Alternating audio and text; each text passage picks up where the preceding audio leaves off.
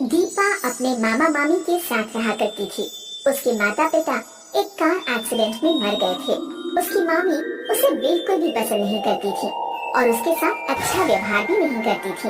एक दिन उसकी मामी कविता अपनी बेटी सीमा को खाना खिला रही होती है। ले बेटा सीमा, तूने सुबह से कुछ नहीं खाया है, ले बादाम वाला दूध पी ले। माँ, अभी तो मैंने जूस पिया था, सुबह से खा ही तो रही हूँ, और कितना खिलाओगी? चल, ऐसा नहीं कहते, खाने को नजर लगाएगी क्या? ले जूस पी ले। देख कितनी कमजोर हो गई है तू। तभी वहाँ दीपा आ जाती है। मामी, मुझे बहुत तेज भूख लगी है, कुछ खाने को दे दो ना। अभी तो तूने खाया था, पूरा दिन खाती ही रहती है, कुछ काम भी कर लिया कर। घर का काम कौन करेगा? जितना खाती है उतना काम करे तो मेरी कितनी मदद हो जाए। मैं पूरे दिन काम में लगी रहती हूँ। मामी, मैंने वो सुबह तो एक ही रोटी खाई थी, अब तो शाम हो गई है, अब तो कुछ खाने को दे दो। सीमा जो जूस नहीं पी रही है वो मुझे दे दो। हाँ तो सुबह खाया था ना, जा रात की 2 रोटी रखी होगी उसे खा ले। और रही जूस की बात, शक्ल देखी है अपनी, जूस पीने के लायक नहीं है तू। दीपा उदास मन से चल देती है तो कविता उसे आवाज लगाती है। दीपा सुन, पास की दुकान से 5 किलो चावल ले आ।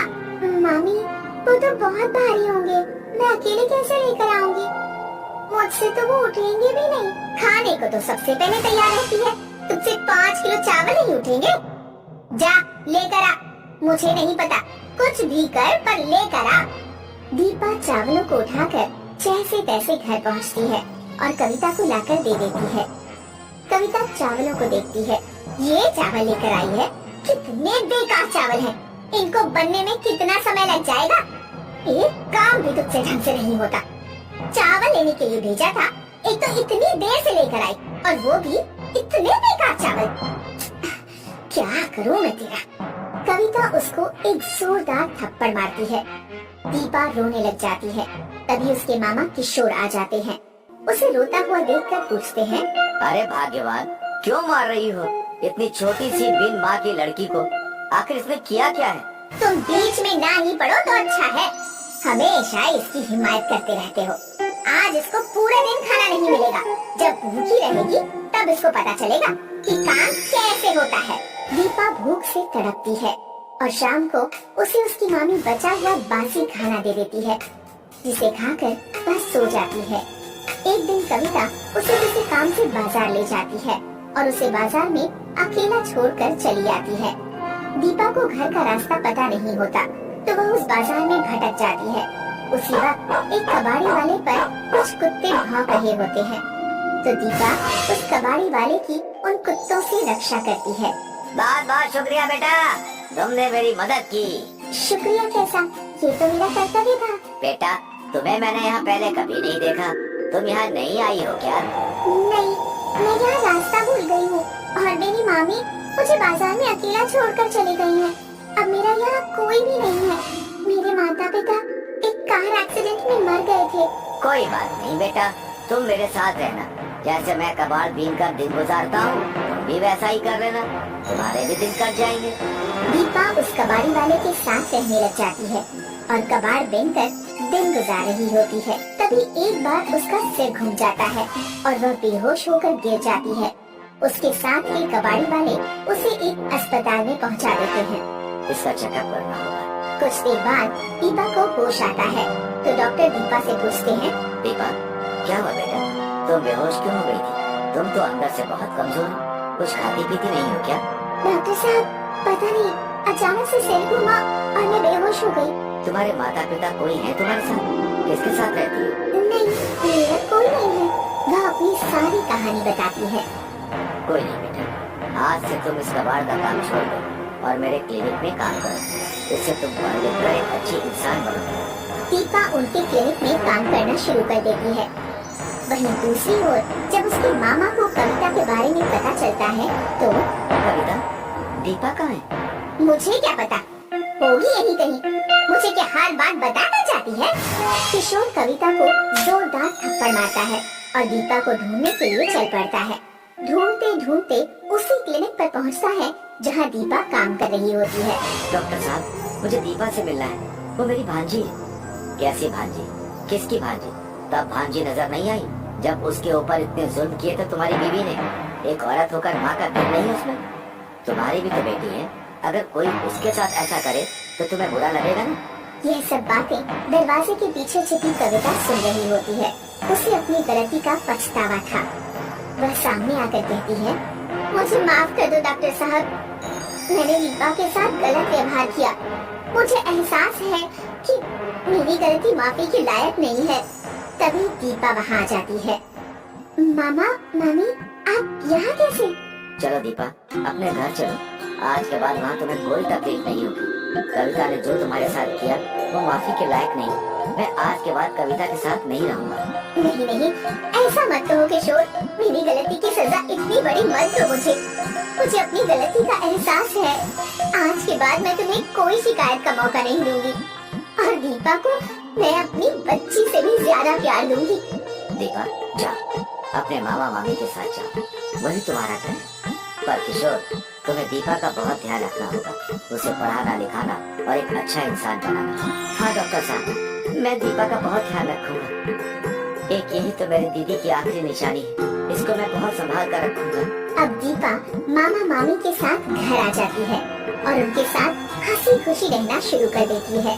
अब उसकी मामी ने उसके साथ गलत व्यवहार करना छोड़ दिया था।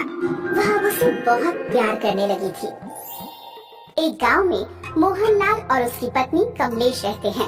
उनके 2 बच्चे हैं, बड़ी बेटी मुस्कान और छोटा बेटा रणवीर है। मोहनलाल ने अपनी बेटी का दाखिला गांव के ही प्राइमरी स्कूल में करा दिया।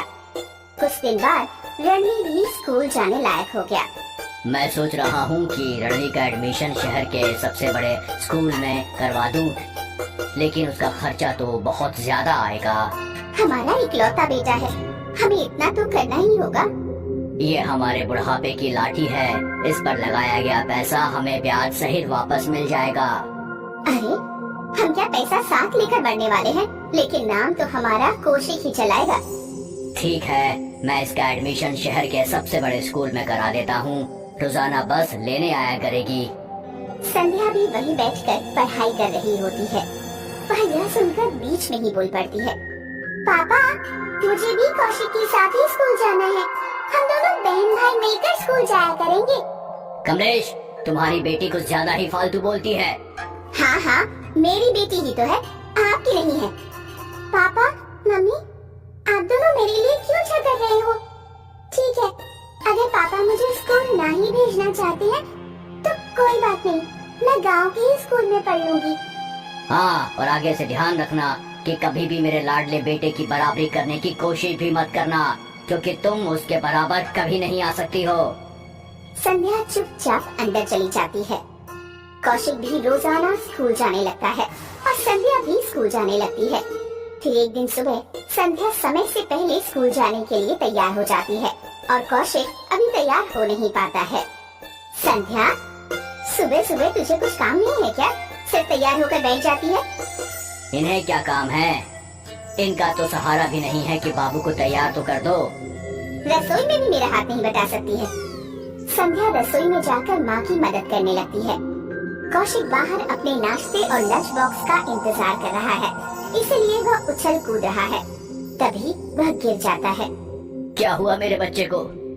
मेरा लाल नीचे गिर गया। ये संध्या तो इस घर में ही फालतू है, इतना भी नहीं कि भाई का ध्यान रख सके। अरे तुम पैदा ही क्यों होती हो? सिर्फ बाप, भाई और बेटी का ध्यान रखना होता है। मेरी तो मती मारी गई थी जो तुम्हें स्कूल भेजा। अब तुझे स्कूल जाने की कोई जरूरत नहीं है। तुझे जब देखो स्कूल जाने की लगी रहती है और घर का किसी भी काम में तेरा बिल्कुल मन नहीं लगता है। आज से तेरा स्कूल जाना बंद। सॉरी पापा, मैं आगे से भाई का पूरा ध्यान रखूंगी। मुझे स्कूल जाने से मत रोको। जो एक बार कह दिया तो कह दिया, मैं अपना फैसला नहीं बदलता हूँ। संध्या का स्कूल जाना बंद हो जाता है और कौशिक की पढ़ाई शहर के बड़े स्कूल में चलती रहती है। कुछ साल बाद संध्या की शादी हो जाती है और कौशिक भी 12th पास कर लेता है। मोहनलाल बैठकर चाय पी रहा है, तभी वहाँ कौशिक आ जाता है। पापा, मुझे विदेश जाना है। अब मैं आगे की पढ़ाई अमेरिका से ही करूँगा। बेटा तू हमें छोड़कर कहाँ जाने की सोच रहा है? ओहो पापा, अब ये इमोशनल ड्रामा मत शुरू करो। मुझे विदेश जाना है और अपना भविष्य बनाना है। बेटा, मैंने अपना पूरा जीवन तेरे भविष्य बनाने में ही लगा दिया। मैं तेरा बुरा कभी नहीं चाहूंगा, लेकिन तुझे वहाँ भेजने के पैसे मेरे पास कहाँ से आएंगे? क्योंकि जितना भी पैसा मैंने कमाया था वो सब तुझे अच्छे स्कूल में पढ़ाने में खर्च कर दिया। अब अमेरिका का खर्चा मैं कैसे उठा पाऊंगा? मुझे कुछ नहीं पता। आपको पहले से ही अपने खुद के खर्चे कम करके मेरे लिए सेविंग करनी चाहिए थी। अब ये आपकी गलती है, मेरी नहीं। अब चाहे ये घर बेच दो, लेकिन मुझे अमेरिका जाना है। मोहनलाल बेटे के प्यार के आगे हार जाता है और घर बेचकर सारे पैसे कौशिक को दे देता है।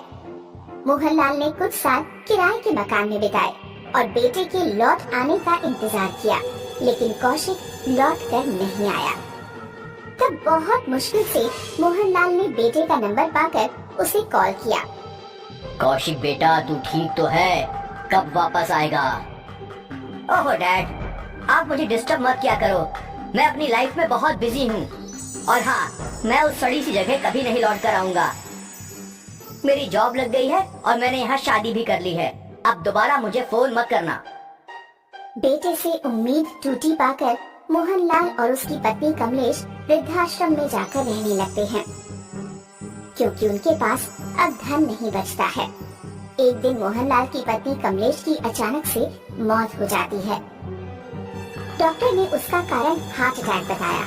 मोहनलाल अपनी पत्नी के लिए बहुत रोता है और वह अपने बेटे को डरते डरते कॉल करता है।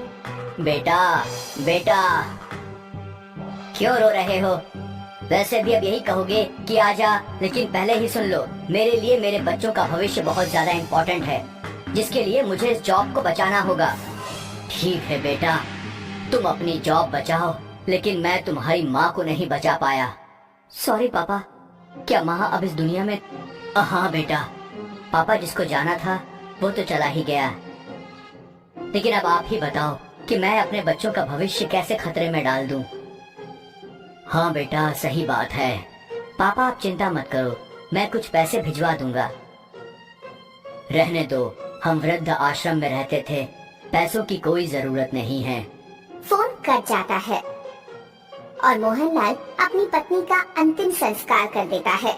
वह पुरानी बातों को याद करके बहुत रोता है। संध्या अपने बेटे के जन्मदिन पर वृद्धाश्रम में कुछ बांटने आती है और वह अपने पिता की हालत देखकर रो पड़ती है और वह आश्रम के मालिक से बात करके अपने पिता मोहनलाल को अपने घर ले जाने लगती है। संध्या, मैं बेटी के घर का कैसे कुछ खा सकता हूँ? मैं तेरे साथ नहीं जाऊंगा। पापा, बेटे बेटी में कोई भेद नहीं होता, लेकिन जो गलती आपने सारे जीवन की आज भी वही कर रहे हो। हाँ, मुझे ऐसा नहीं करना चाहिए था। सच, बेटे बेटी में कोई भेद नहीं होता है। सिर्फ इतना भेद होता है कि बेटा तब तक बेटा है जब तक कि उसका ब्याह नहीं हो जाता, बेटी जब तक बेटी है जब तक कि उसके प्राण नहीं निकल जाते।